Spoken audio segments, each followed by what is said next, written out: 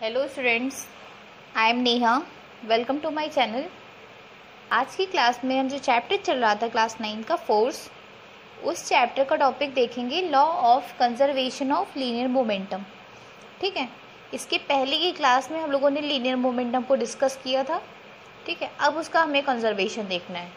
तो देखते हैं कि क्या है law of conservation of linear momentum. Law of conservation of linear momentum. तो एक बार मैं आपको लीनियर मोमेंटम के बारे में बता दूं, फिर उसका कंजर्वेशन बताते हैं। ठीक है, तो मोमेंटम क्या होता है? मोमेंटम जो है वो दो चीज़ों का प्रोडक्ट होता है। किसका? मास का और वेलोसिटी का। तो पी डिनोट किससे करते हैं? पी से करते हैं। तो पी इज इक्वल्स टू क्या होता है? M into V. ये आपका क्या कहलाता है? लीनियर मोमेंटम कहलाता है। अब कहा गया है, ये जो हमारा लॉ है, ये क्या लिखा है? Law of conservation of linear momentum. तो इसके अकॉर्डिंग ये होता है कि अगर किसी भी बॉडी पे, जैसे कि कोई भी एक बॉडी है, ठीक, अगर इस पर से कोई भी बाहर से फोर्स ना लगाया जाए, ठीक है, फोर्स क्या हो, ना लग रहा हो, तो इस बॉडी का जो मोमेंटम है, टोटल मोमेंटम जो है, वो क्या रहेगा? कांस्टेंट रहेगा। ठीक है, जब तक आप बाहर से कोई फोर्स नहीं लगाएंगे तब तक इसके मोमेंटम में कोई भी चेंज नहीं आएगा। ऐसा क्यों होगा? जब फोर्स नहीं लगाएंगे तो बॉडी अपनी जगह से मूव नहीं करेगी। जब मूव नहीं करेगी तो क्या मोमेंटम कहीं चेंज होगा? नहीं होगा, क्योंकि मोमेंटम जो होता है वो क्या होता है? मास इनटू वेलोसिटी होता है। ठीक है, अब इसकी डेफिनेशन लिख लेते हैं कि क्या होती है। In the absence of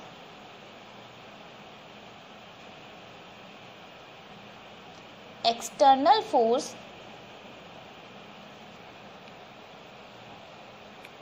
total momentum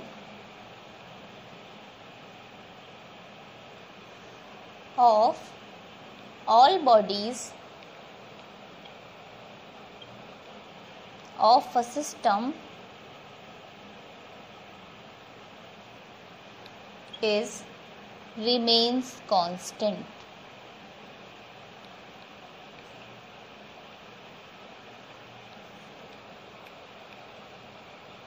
constant का मतलब क्या होता है? कंजर्व भी बोलते हैं। ठीक है, तो फिर से देख लीजिए क्या है कि कोई भी अगर बाहर से फोर्स नहीं लगाया जा रहा है तो सिस्टम की जितने भी पार्टिकल्स हैं या जो भी बॉडीज़ हैं, ठीक है, वो सारी क्या हो जाएंगी? कांस्टेंट हो जाएंगी। ठीक है, उनका जो टोटल मोमेंटम हो जाएगा सारी बॉडीज़ का किसी भी सिस्टम की, वो सब कांस्टेंट हो जाएगा, यानी वो कंजर्व हो जाएगा। मतलब जितना है उतना ही रहेगा, उसमें कोई भी चेंज नहीं होगा। ठीक है, तो इसका फॉर्मूला जो निकल के आता है वो फॉर्मूला ये है, m1 u1 plus m2 u2 is equals to m1 v1 plus m2 v2। तो इसके अकॉर्डिंग ये हो जाएगा। अभी देखिए ध्यान से, अभी हमने आपको बताया था कि मास और वेलोसिटी का जो प्रोडक्ट होता है, इसको इरेज करे देना है। यहाँ देखिए, अभी मैंने आपको बताया था कि मोमेंटम क्या होता है? Mass into velocity. ठीक है, तो यहाँ पे देखिए क्या लिखा हुआ है, m1 u1 plus m2 u2 is equals to m1 v1 plus m2 v2। ठीक है, अब टोटल मोमेंटम किस तरीके से कंजर्व हो रहा है ये देखिए। मान लेते हैं कि कोई दो बॉडीज़ हैं जिसका मास एक का क्या है? m1 है, एक का मास क्या है? m2। ये इनिशियल वेलोसिटीज़ होती हैं। ये पहली बॉडी की इनिशियल वेलोसिटी क्या है? u1, दूसरे वाली की क्या है? u2। फिर दोनों को कंबाइन करके एक सिस्टम बनाएगा। अलग अलग बॉडीज़ थी, इनका टोटल मोमेंटम जो होगा कोलिजन के पहले, ठीक है, टकराने से पहले का, और ये बाद वाली वेलोसिटीज़ होती है v1 v2 क्या होती हैं? फाइनल वेलोसिटीज़ होती हैं।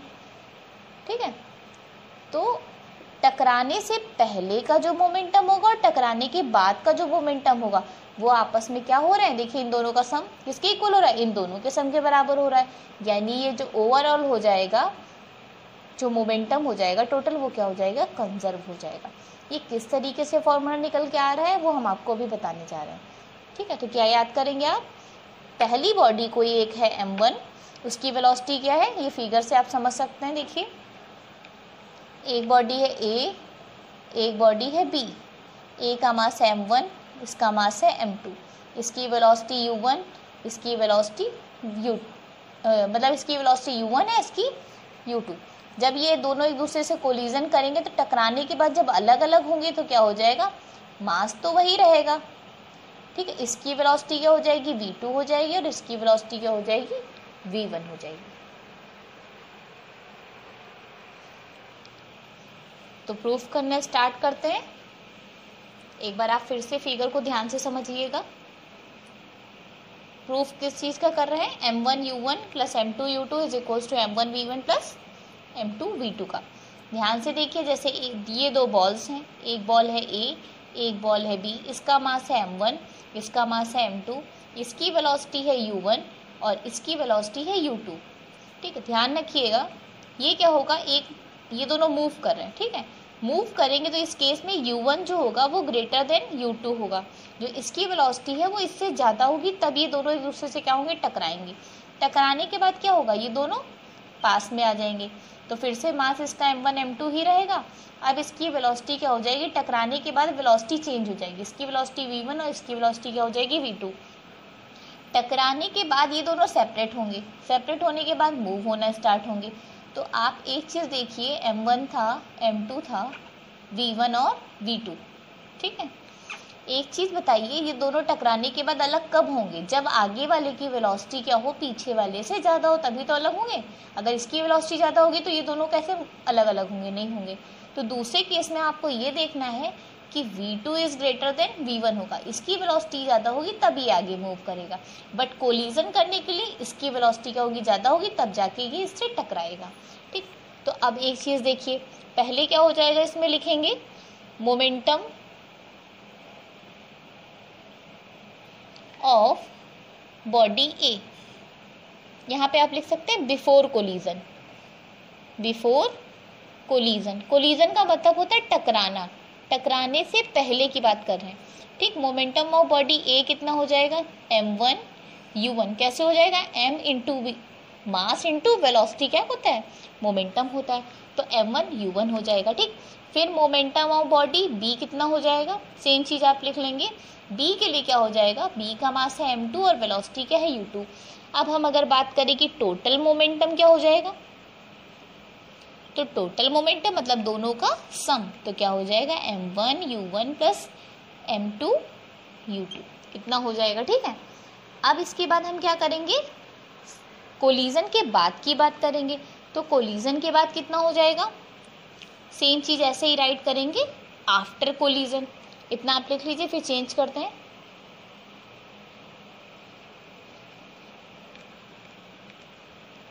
क्या लिखेंगे यहाँ पे, आफ्टर कोलिजन, ठीक। अब यहाँ पे क्या करेंगे, v1 नहीं v2 ग्रेटर होगा, ठीक है। आफ्टर कोलिजन में क्या बताएगा, v2 is greater than v1, तो मोमेंटम ऑफ बॉडी ए क्या हो जाएगा, ए बॉडी, पहली बॉडी पे m1 v1 हो जाएगा, ठीक है। दूसरी बॉडी पे कितना हो जाएगा, m2 v2 हो जाएगा, और टोटल मोमेंटम जो होगा वो क्या हो जाएगा, m1 v1 और m2 v2, ये चीज़ हो जाएगी, ठीक है। Total momentum is equals to m1 v1 plus m2 v2। अब इसके बाद हम क्या करेंगे, FAB निकालेंगे, ठीक है। वो FAB किसके इक्वल हो जाएगा, rate of change of momentum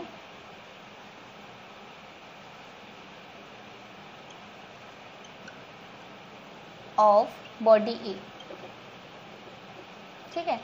A body पे जो rate of change of moment, अभी मैंने इसके पहले आपको सेकेंड लॉ ऑफ मोशन पढ़ाया था लास्ट क्लास में, उसमें हमने आपको बताया था कि सेकेंड लॉ ऑफ मोशन के अकॉर्डिंग क्या होता है कि जो rate of change of momentum होता है वो किसके इक्वल होता है, अप्लाइड फोर्स के इक्वल होता है, ठीक है। तो यहाँ पे जो FAB फोर्स है वो क्या कर रहा है, ए बॉडी फोर्स किस पे लगा रही है, बी पे। FAB का मतलब क्या हो गया, ए बॉडी फोर्स लगा रही है बी पे। तो अब ध्यान से देखिए, ए से बी की तरफ जा रहे हैं, तो क्या कहा गया, rate of change of momentum of body A.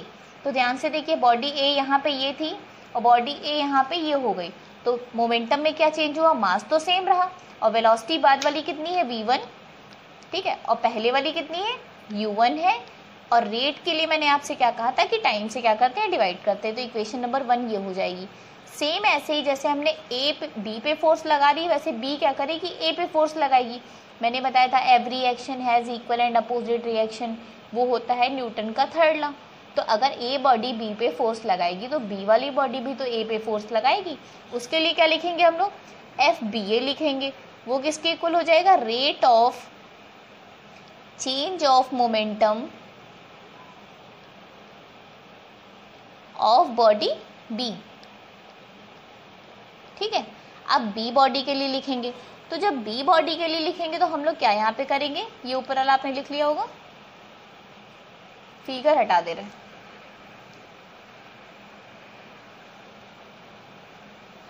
ठीक है, तो क्या हो जाएगा, F B A is equals to, अब देखिए बी ए पे लगा रहा है, सेकेंड वाली कंडीशन लेंगे तो सेकेंड वाले के लिए क्या हो जाएगा, मास कितना है, m2 है। बाद वाली वेलोसिटी क्या थी, v2 थी। पहले वाली वेलोसिटी क्या थी, u2 थी। और रेट है तो क्या हो जाएगा, t से डिवाइड हो जाएगी, इक्वेशन नंबर 2 हो जाएगी। दो चीज़ें हमें मिल गई। इसके बाद हम क्या लगाएंगे, न्यूटन्स का थर्ड लॉ ऑफ मोशन, जो कि क्या था, एक्शन रिएक्शन लॉ। तो यहाँ पे लिखेंगे using Newton's third law of motion. अभी आप देखेंगे कि जो फॉर्मूला मैंने आपको बताया था वो कैसे निकल के आता है। ठीक है, तो उसके लिए क्या होता है, थर्ड लॉ ऑफ मोशन के अकॉर्डिंग क्या होता है, एफ ए बी, अभी ए बी पे फोर्स लगा रहा, वो किसके इक्वल हो जाएगा, माइनस एफ बी ए के इक्वल हो जाएगा। साइन क्यों माइनस का लगा हुआ है, क्योंकि एक बॉडी इधर से फोर्स लगाएगी तो दूसरी बॉडी इधर से फोर्स लगाएगी, दोनों की डायरेक्शन क्या है, चेंज, इसलिए एक बीच में साइन कौन सा आता है, माइनस का आता है। एफ ए बी की वैल्यू मैंने आपको बताई थी m1 v1 minus u1 upon t1, sorry time t ही था। ठीक है, माइनस यहाँ पे एफ बी ए की जब बात करेंगे तो m2 लिखेंगे, फिर v2 माइनस u2 अपॉन क्या था, t था। t और t क्या हो गए, कैंसिल आउट हो गए। मल्टीप्लाई करिए, क्या आएगा, m1 v1 minus m1 u1 is equals to v और u को थोड़ा सही से बनाइएगा कि कंफ्यूज ना हो आप। जब इसको मल्टीप्लाई करेंगे तो माइनस का क्या हो जाएगा, m2 v2 हो जाएगा, और माइनस माइनस क्या हो जाएगा, प्लस, तो m2 u2 हो जाएगा। ठीक है, अब हम क्या करेंगे, u वाले टर्म्स को एक साथ कर लेंगे, v वाले टर्म्स को एक साथ कर लेंगे। तो इसको इधर ले आइए, इसको इधर ले जाइए, तो क्या हो जाएगा, m1 v1 plus m2 v2 is equals to m2, ये वाली वैल्यू इधर लाएं, u1 प्लस m2, और यहाँ पे क्या हो जाएगा, u2 हो जाएगा। ठीक है, ठीक है, और यहाँ पे देखिए जरा, यहाँ पे m1 था, यहाँ पे m2 लिख गया था, इसको m1 कर लीजिए। तो देखिए इसका जो फॉर्मूला मैंने आपको लिखवाया था वही चीज़ लिखी है कि टोटल मोमेंटम क्या है। आप इसको आगे पीछे लिख सकते हो, कोई फ़र्क नहीं पड़ता, ऐड करने पे दोनों चीज़ें आपस में क्या आएंगी, इक्वल आएंगी। ठीक है, तो टोटल मोमेंटम सिस्टम का क्या हो गया, कंजर्व हो गया। तो इस तरीके से ये टॉपिक जो है वो यहीं पे ख़त्म होता है। इस पे बेस्ड कुछ न्यूमेरिकल आते हैं। ठीक है, वो हम आपसे नेक्स्ट क्लास में डिस्कस करेंगे। इसी के साथ आपको हम बताएंगे कि जो आपने टोटल 3 लॉस पढ़े थे न्यूटन के, तो इसमें हम आपको ये बताएंगे जो सेकेंड लॉ है, सेकेंड लॉ जो भी हमने यूज़ किया था, यही rate of change of momentum is equals to applied force. ये सेकेंड लॉ ऑफ मोशन जो है वो रियल लॉ है। रियल लॉ कहने का मतलब क्या है, ये क्वेश्चन बहुत इंपॉर्टेंट है, अक्सर पूछा भी जाता है। रियल लॉ कहने का मतलब ये है कि सेकेंड जो है वो सेकेंड वाले की हेल्प से आप फर्स्ट लॉ को भी प्रूव कर सकते हैं, सेकेंड वाले की हेल्प से आप थर्ड लॉ को भी प्रूव कर सकते हैं। इसीलिए इसे क्या बोला जाता है, रियल लॉ ऑफ मोशन बोला जाता है। ठीक है, और इसी से हम लोगों ने एफ इक्वल्स टू ma फॉर्मूले को भी डिराइव किया था कि कैसे निकला था, उसे भी आप अच्छे से पढ़ लीजिएगा और इनके न्यूमेरिकल्स को ट्राई करिएगा।